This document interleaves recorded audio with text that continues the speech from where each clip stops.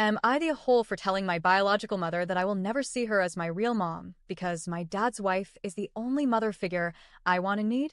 I, 16F, got in trouble last week at a family get-together with my dad, 40.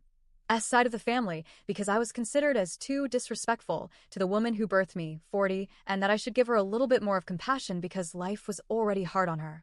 She, let's call her Anna, tried to brag about me and my siblings, 16M and 14F, school performances in front of everyone and said that even if her kids were stolen from her, it would always be clear who their mother is because of their intelligence.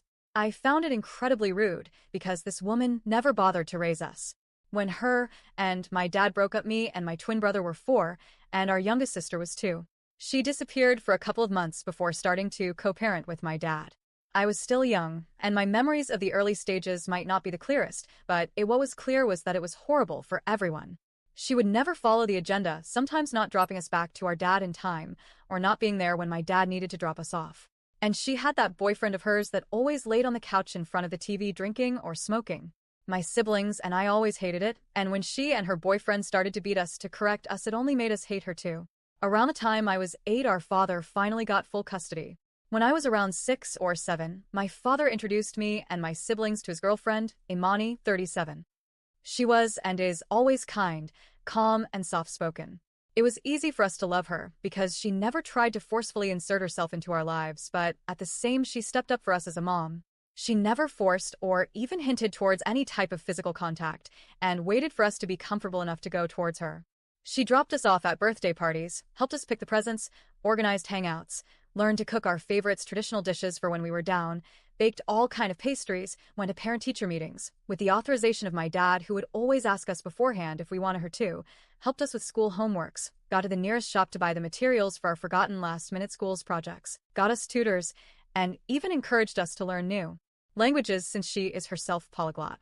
She always acted like a mom without expecting us to treat her like one, even if we ended up doing so either way.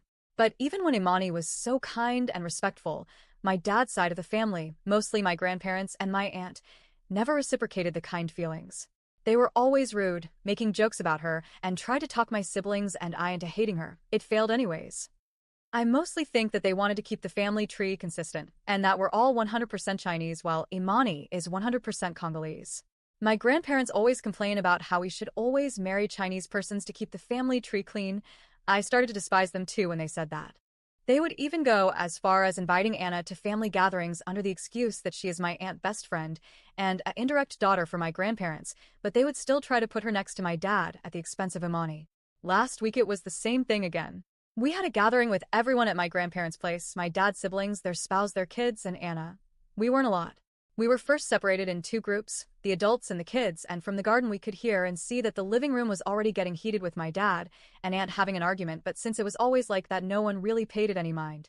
When it was time to eat, my grandparents tried to get my siblings and I to sit next to our bio mom. We refused and sat next to our mom instead. Then, during the meal, Anna started to brag about our grade and how we were all the equivalent to straight A students thanks to her genetics. My dad got upset and corrected, saying that if Imani wasn't there it wouldn't be the case, to which my aunt replied that it was wrong because everyone in the family was smart and that Imani's times and efforts were barely necessary. At this point my siblings and I were pissed, but since Imani just told us to calm down and that it was fine, we kept quiet.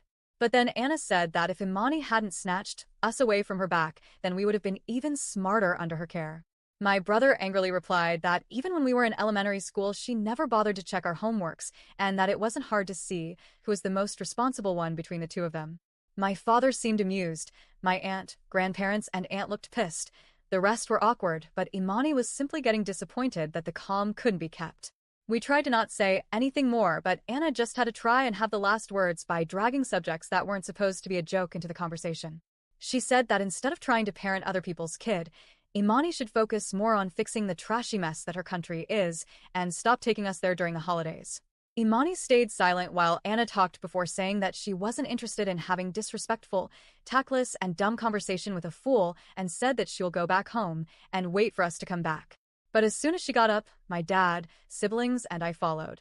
When Anna tried to make us stay because we should stay close with our real mom, I snapped and told her that she will never be my mom because I'll never allow someone as mean and dumb to influence me that way, and that at least Imani was a good role model and the only mom me and my siblings needed.